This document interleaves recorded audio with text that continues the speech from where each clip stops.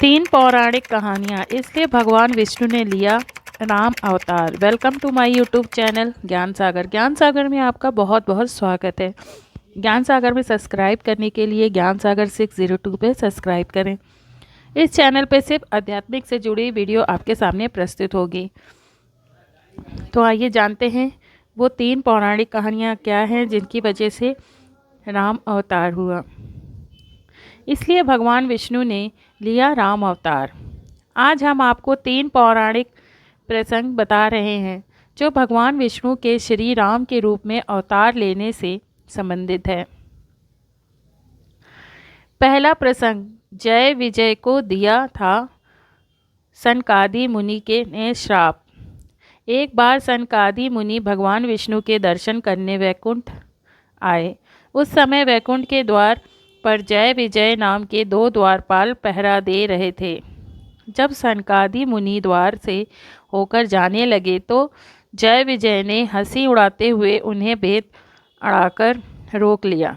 क्रोधित होकर सनकादि मुनि ने उन्हें 3 जन्मों तक राक्षस योनि में जन्म लेने का श्राप दे दिया। क्षमा मांगने पर सनकादि मुनि ने कहा कि तीनों ही जन्म में तुम्हारा अंत स्वयं भगवान श्री हरि करेंगे। इस प्रकार 3 जन्मों के बाद तुम्हें मोक्ष की प्राप्ति होगी।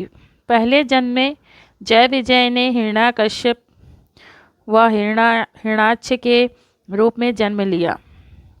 भगवान विष्णु ने 12 अवतार लेकर हिरण्याकश्यप का तथा नरसिंह अवतार लेकर हिरण्यकशिपु का वध कर दिया।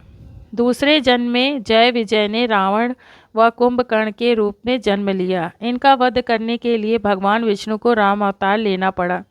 तीसरे जन्म में जय विजय शिवपाल और दंतवक्र के रूप में जन्मे। इस जन्म में भगवान श्री कृष्ण ने इनका वध किया। दूसरा प्रसंग, मनु शतरूपा को भगवान विष्णु ने दिया था वरदान। मनु और उनकी पत्नी शतरूपा से ही मनुष्य जाति की उत्पत्ति हुई। इन दोनों पति पत्नी के धर्म और आचरण बहुत ही पवित्र थे। वृद्ध होने पर मनु अपने पुत्र को राजपाट देकर वन में चले गए। वहां जाकर मनु और शतरूपा ने कई हजार साल तक भगवान विष्णु को प्रसन्न करने के लिए तपस्या की। प्रसन्न होकर भगवान विष्णु प्रकट हुए और वर मांगने के लिए कहा।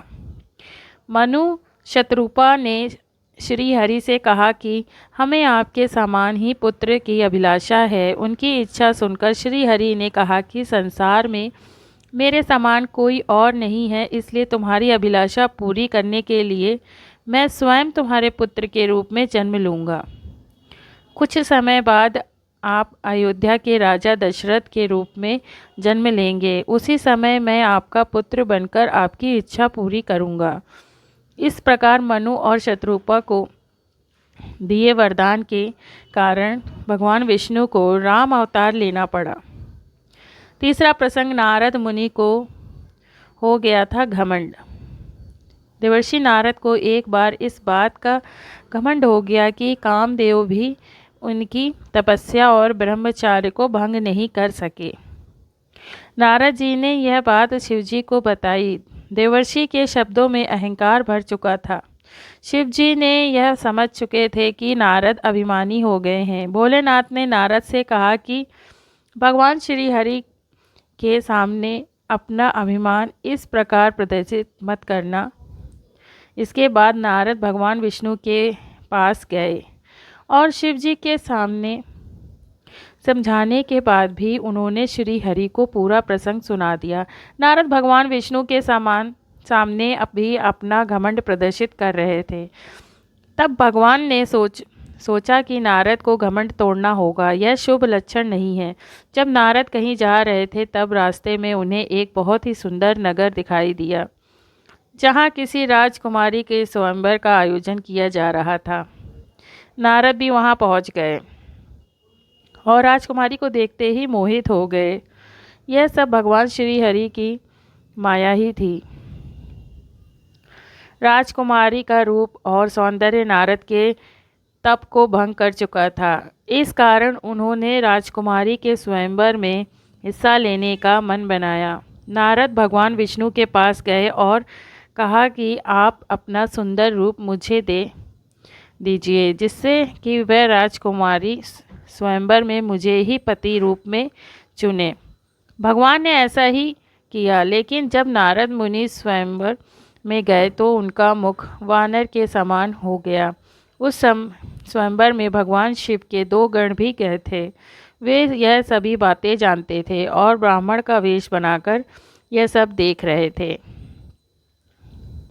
जब राजकुमारी स्वयंवर में आई तो बंदर के मुख वाले नारद जी को देखकर बहुत क्रोधित हुई। उसी समय भगवान विष्णु एक राजा के रूप में वहां आए।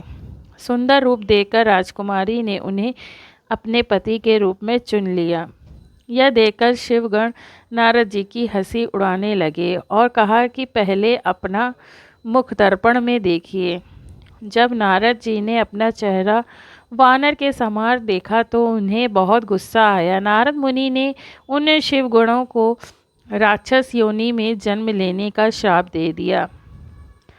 शिवगणों को श्राप देने के बाद नारद जी भगवान विष्णु के पास गए और क्रोधित होकर उन्हें बहुत भला बुरा कहने लगे। माया से मोहित होकर नारद मुनि ने श्री हरि को श्राप दिया कि जिस तरह आज मैं स्त्री के लिए व्याकुल हो रहा हूँ, उसी प्रकार मनुष्य जन्म लेकर आपको भी स्त्री वियोग सहना पड़ेगा। उस समय वानर ही तुम्हारी सहायता करेंगे। भगवान विष्णु ने कहा ऐसा ही हो और नारद मुनि को माया से मुक्त कर दिया। तब नारद मुनि को अपने कटु वचन और व्यवहार पर बहुत ग्लानि हुई। उन्होंने भगवान श्री हरि से क्षमा मांगी।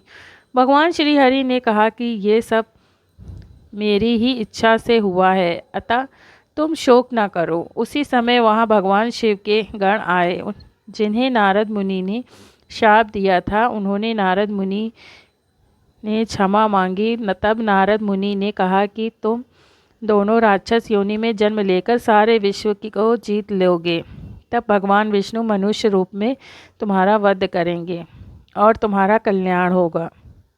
नारद मुनि के इन्हीं श्रापों के कारण उन शिवगणों ने रावण व कुंभकर्ण के रूप में जन्म लिया और श्री राम के रूप में अवतार लेकर भगवान विष्णु को स्त्री वियोग सहना पड़ा।